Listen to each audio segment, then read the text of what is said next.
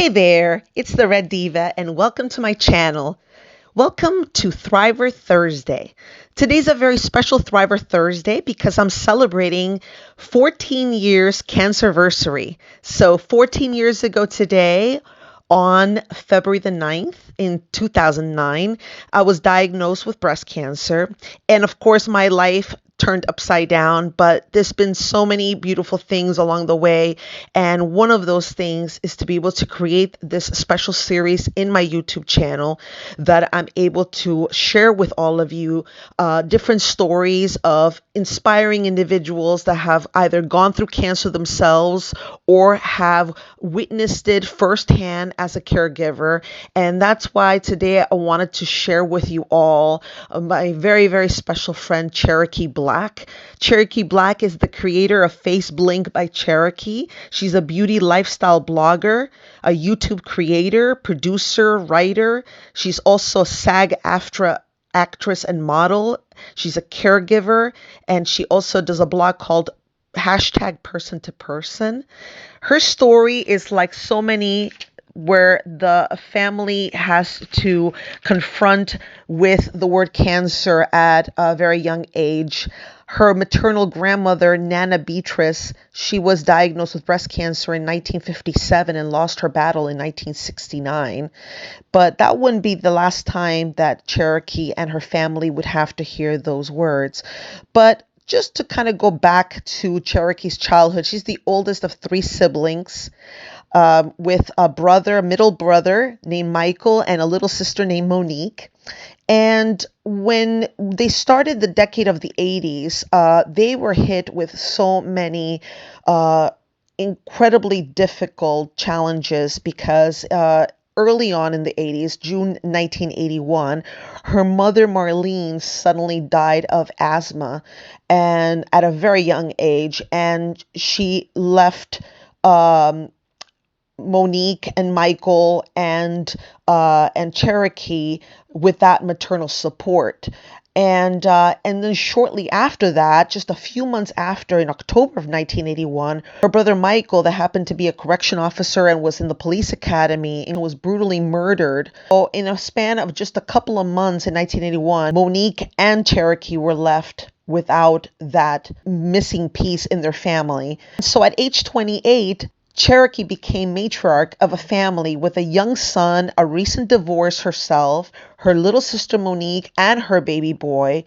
She had just joined SAG-AFTRA and was an accomplished model and blossoming actress and magazine editor. And so all these things are happening at the same time, and it's just like one thing after another. But that wouldn't be the last that we would hear about family misfortune, because the following year, Monique, in 1982, at only age 22, was diagnosed with breast cancer and had been sent immediately to surgery at New York Cornell. And then 5 years later, Monique, at age 27, has a massive stroke with a 5-month coma that would leave her basically disabled, permanently disabled for so many years. But again, life has its way of rearing its ugly head again and presenting one more challenge, that at 2013, Monique's cancer returns and ravishes her petite body, in and out of intensive care for 2.5 years. And after 34 years of caregiving, Monique released her earthly body and left us on January 2020, right before the pandemic hit.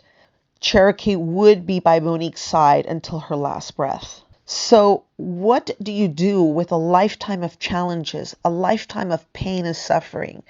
How do you turn that into something incredibly beautiful and poignant, and something that can ultimately inspire others? And that's why we're bringing her today here. So in a second, we will begin our interview with Cherokee Black, and it is my greatest honor to have her here. Cherokee Black. Okay, so here we are with Cherokee Black. It is such an incredible honor to have you here, my friend. It's been a long time coming. I know we've talked throughout the years about us doing something together, and I just really this is a very special moment for me because of my Cancerversary being today. And I really thank you so much for coming to this series and sharing your story, because it's such an incredible story. And I would like to have you be able to share some insights, on what it has been, what an incredible challenge it has been as a caregiver. So tell me what kind of what gave you the strength, to overcome the challenges that you faced as a caregiver? Well, when my sister had her stroke, she was only 27 and she had a 3-year-old child. And unfortunately for the both of us, I had to leave my career because there was no one else to care for her. Her diagnosis was that she was brain dead, which spiritually, I did not believe that. And it turned out that she wasn't, because when she came out of the coma, she asked me what the was I crying for, and I and I promised her that I would take care of her until her last breath, which I did, which was 34 years. The strength came from, I was raised by a very strong grandmother, and when my grandmother died, I ended up in a very abusive living circumstance. My father was a little crazy, and I was always felt the need to protect my siblings and my mom from him. Right. And so my strength came from that. And I'm apparently good at juggling stuff because Right. I had my son, and then I had my nephew, and then I had work, and it was intense, but I saw her every day. She was with me for a while, and then I had to put her in a nursing home, and then I'm a little skeptical about nursing homes, so I wanted to be present all the time. And Right. then she got to the point where she wouldn't eat the food. They started, everything was microwavable. It's not healthy at all. And Wow. so I was cooking, I was doing everything I was doing and cooking and taking her food every day. So I saw her every day. I actually was able to get a pass to 24-hour pass to go to the facility. So I wasn't on a time Oh, schedule. right. That's Yes, much which was better. very good. It's also a good way to keep an eye on the staff, you I know know. you're a very spiritual person, so do you think that had a huge impact in finding your strength? I mean, in being able to connect with something bigger than yourself? Oh, definitely. I also think that it had a lot to do with keeping Monique present for 34 years because she was very sick. Before the stroke, she was diagnosed at the age of 21 with breast cancer.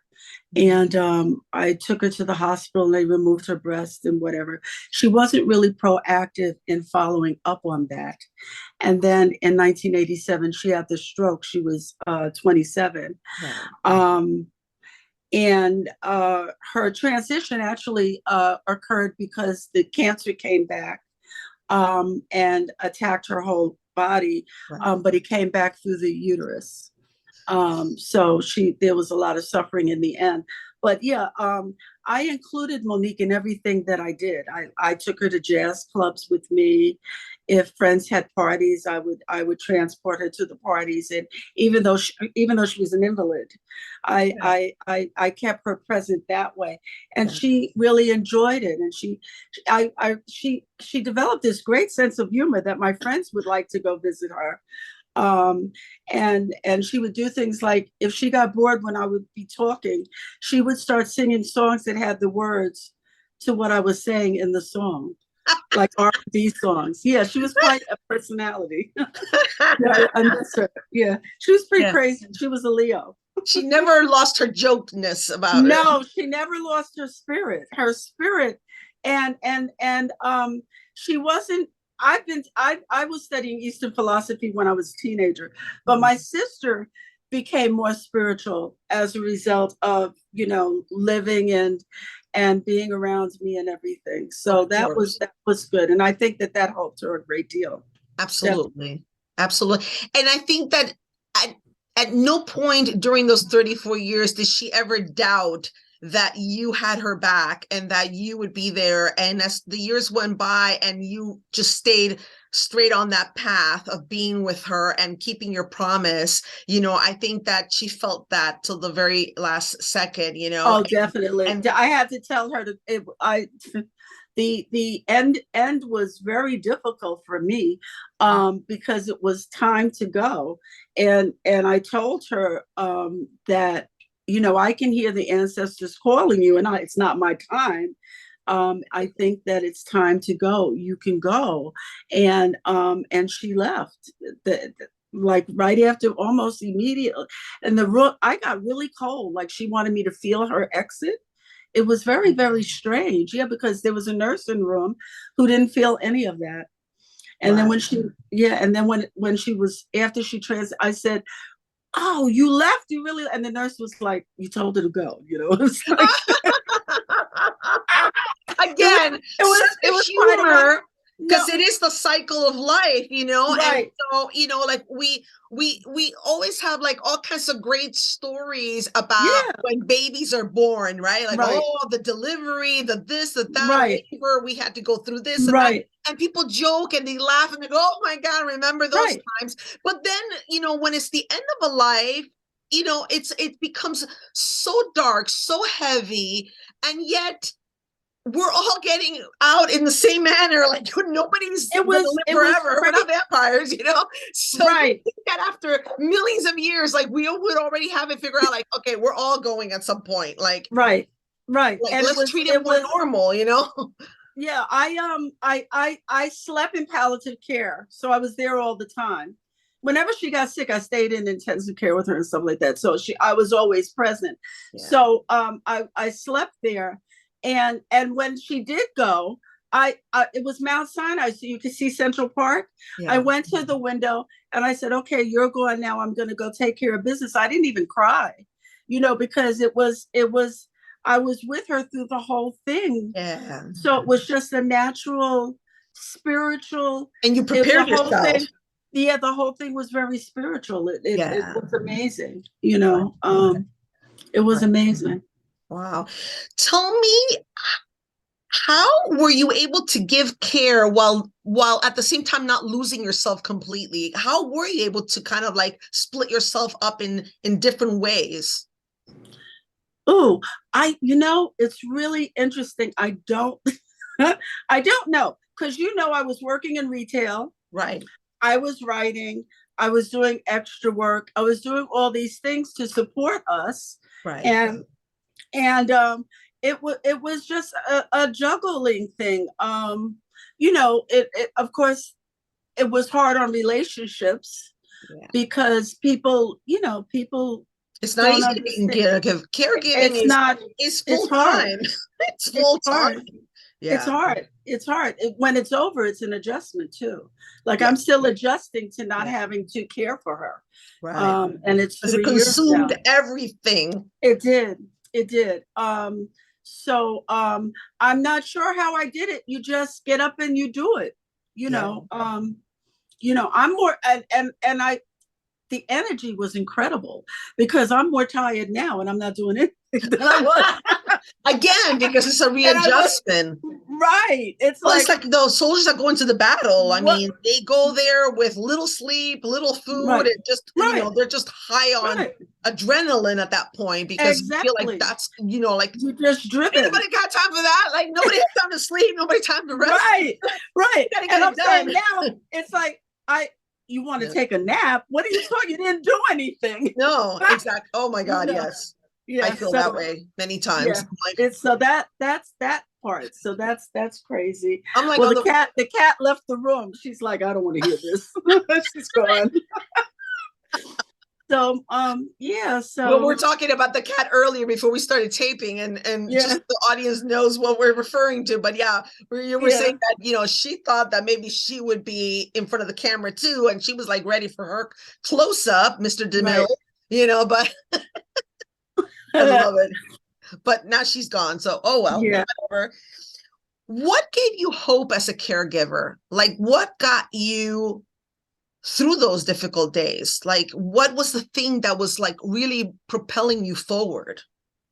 Um, well, you never, I never thought that the caregiving situation would take up all of my youth.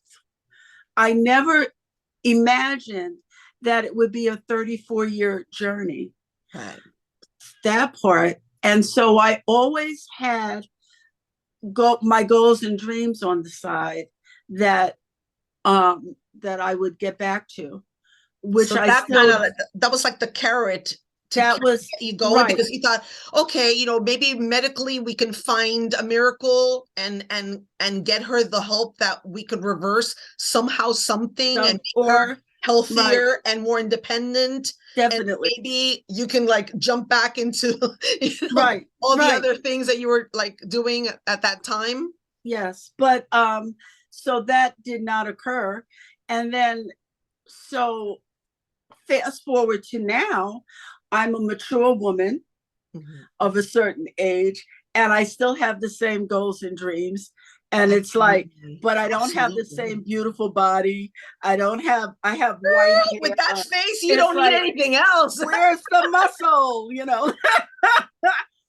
That kind of thing. So, but I'm glad that you're keeping, like, you still have the same goals. You still have the same desire to be able to say, you know what, I put my mind to it and I got it. It doesn't matter if I did it 10 years ago, 20 years, it doesn't matter. Like, you still have it. And I think that is something that we all need. We all need to always have like certain things that we're like, like dreams and wishes and ideas and try to manifest them and try to work towards, I think that I would have been very depressed. Yeah. If I did not have a frame of reference. Like, I traveled all over the world as a model. So I had that. And I said, wow, at least I did that. And so the goal is to get back to something like that.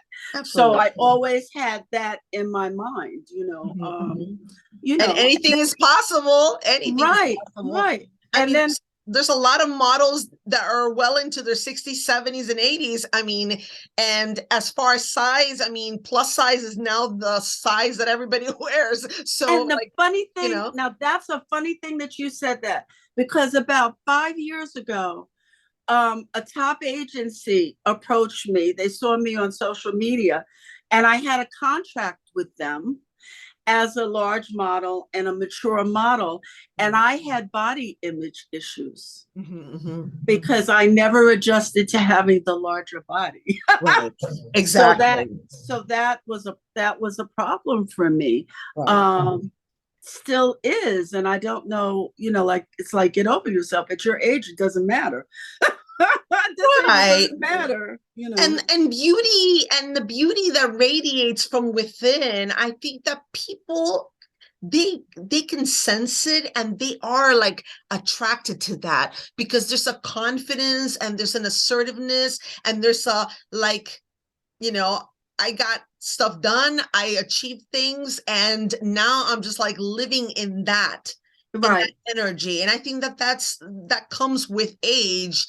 And I don't think that the younger generations can ever find that while still being young and thin and wrinkleless. You know what I'm saying? I think that comes with time. That is it's the fruits of your labor. And we're a different generation, because the younger people are not going to be able to deal with aging like we do.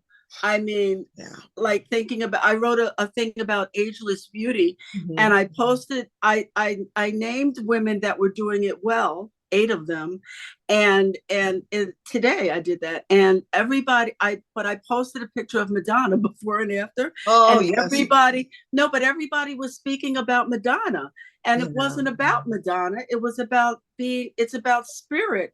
And as you grow older, if you still have the same light within you, the same radiance, you're still as beautiful. It's not all about looks, Absolutely. And, and we both have worked with cosmetics and the beauty industry, and talking to customers. And I always say, listen, it's really not about this wrinkle or that wrinkle. It really isn't. but you want to maintain radiance in your skin. You want to Right. maintain like a brightness or a Right. hydration, Right. luminosity. I Right. think people's eyes are, they put a soft focus on someone. As long as they're glowing, Right. they will totally accept your wrinkles. Right. That would be Because radiate you anyway. could be totally like pulled back, and Right. scream Yeah. and looking quite scary, and then people don't have that same reaction of, oh, look at her, she's precious. It's all No. Well, like, that happened to what's Madonna right, at the Grammys. Did you see the exactly. Grammys? They did not put the Grammys didn't, the camera did not focus in on her, Right. because I think that everybody was like, oh, What happened? yeah. And then, They and it's didn't. almost like a little piece of us all died at that Right. moment when we No, and realized not that, only oh that, my God, she did something that cannot be reversed but what unless she she goes was through speaking more about, surgery. but Oof. what she was speaking about was relevant. She was speaking about ageism. She was speaking about not being as accepted because of age, and all of those things, which have always been concerns of her. Yeah. We always knew that she was going to have a problem with age, Yeah. but because of what she did to herself, Ugh. it didn't resonate the same. No, exactly. Because But, I mean, she was always super confident, super like, yes, right, I will right, crack you in half, like, right. and then like she always had the FU kind of mentality about everything, about her Well, she music, about still her does. lyrics, She about how still she has it. dressed, Right. and so to give in to horrendous procedures Yeah. that are like, oh my God, it's like the lion woman, and so many Right. other people that you're like, whoa, this is Yeah. the new territory. It's just too extreme. I was wondering, there are plastic surgeons that don't do that. I mean, Martha Stewart, a lot of people, Jane Fonda, a lot of people have had work, but they look still natural. It's it's a lot. Yeah. We're going to go on to the next Yes, we're going to definitely. go to the next one. So what is the biggest life lesson that you learned by being a caregiver? Basically that you have to have faith, and believe that, I believe in miracles. I mean, that miracles can happen. I mean, the doctor said that my sister was brain dead. And every time the doctor said she was brain dead, my sister kicked her leg. And he said it was a muscle reflex. And I said, no, she's letting me know that she's there. And after 6 months, and she waited until he was in the room, that was when she asked me what I was crying for. Oh. Okay, so obviously she wasn't brain dead. And they go by machines to monitor brain activity and stuff like that. And that's not, I believe in a higher power. And I explained to the doctor, I said, you're a man that studied science, and I believe in otherworldly things. And They're bigger. Yeah. There's a much bigger picture. So, Cherokee, what would you like all of our viewers to be able to have as some words of wisdom from you? What are the top 3 things of advice that you can give the caregivers out there to get them through these difficult, challenging moments in their caregiving days? To make sure that they nourish and take care of themselves and their own health, because the caregiving can take you away from taking care of yourself. When my sister died, I didn't know how to take care of I found myself after she passed away. Right. I had, I completely had gotten away from myself. You have to take the time for yourself, go have a girls' night out, go out with your friends, go out to dinner, treat yourself to a shopping spree or something, do things to empower and keep your motivation for your own well-being. Make sure you eat right, things like that. It's hard though, because if you're on a tight crunch schedule, right, time management, things, and then also like you're like, no, like it's all about the person that's trying to, heal or be cared for. And so it like you say it now, because now you see the effect that it had and how you're trying to come from the other side of that. But while you were in the trenches, if somebody walked up to you and said, hey, you got to eat better. Right. Realistically speaking, do you feel like that is possible? Can somebody really sort of like pull back and say, let me look at this from a distance and be able to? I think that it's real important to do that. I mean, there were Even if times you that don't I did fake it that. till you make it, right? Like, even if you don't believe in it at the moment, but just like, just block out the time in your schedule. No, I blocked out a whole month and went to Greece. I had a girlfriend that lived in Greece, and I decided that I needed to, I had friends go in and visit her and do what I did for me. I have real good friends, and I took a month and went to Mykonos. I mean, I had to do it.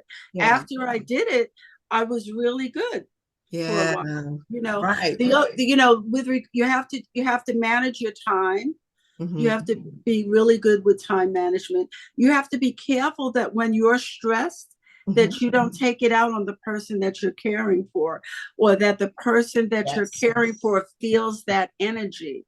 Because they'll feel so much guilt. They'll feel so much guilt. Yeah, because then they start to feel bad, and you don't want that. They have enough problems trying to survive. Right. So you try to keep that energy. If you have problems with your bills, or you're having problems with your lover, you don't bring that. You don't bring that to that relationship. You can't. Right. And what do you think about like joining a support group or doing therapy while you're being a caregiver, like so that way you have other people that you can talk with outside of that relationship of caregiving, and to be able to like talk to people that can understand exactly what you're talking about, because they're going through it as well. Right.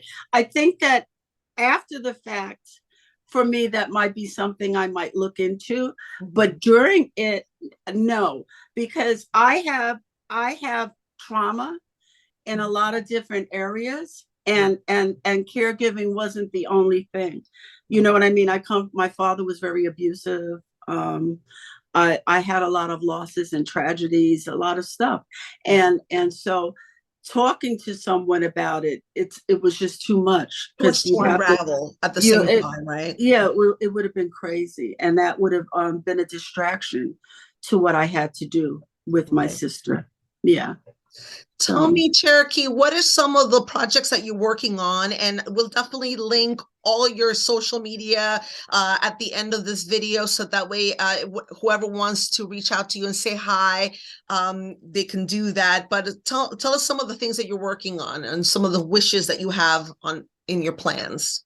Okay. Well, the industry, the film and commercial industry changed a great deal. So I'm trying to negotiate that. I'm trying to, now you need a reel and stuff. And my stuff is too old. So I have to, get to work and try to get that together. So that's one thing. The other thing is, I am researching and writing a book about narcissism and generational trauma. Going to my relationship with my father and that insanity, because I think it's an important share for women, because of domestic violence and incest in different areas. The book will cover all of that. Siblings that you didn't know you had, and being a bigamist and stuff like that. So that's coming down the pike. It's a difficult book to write, but I'm working on that. I'm still doing makeup for private clients. Okay. If people reach out to me, and basically I'm working on the research and stuff, and occasionally I still do a little caregiving. If people know how I took care of my sister, so sometimes they'll ask me to look out for their mothers when they go out of town and stuff like that. Right. So I spend time with them and talk to them and encourage them in whatever way I can. I have this Chinese lady that's 93, and her daughter actually lives in Germany because that's where her life was. I guess she didn't expect her mom to live as long. And so I spend time with her and talk to her, and we talk about her relationship with her ex-husband. And, I just try to keep her uplifted and encouraged. Fantastic. That kind of thing. And I write on Facebook every day. Yes, you will definitely see that that information, so you can follow Cherokee in all her socials.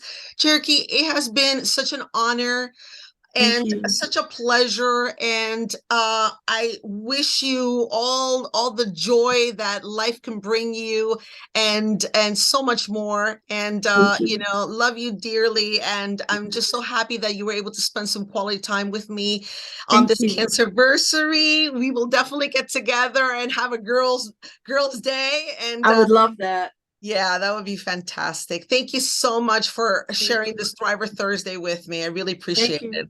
Thank you. Love you. Take care. Bye. Bye.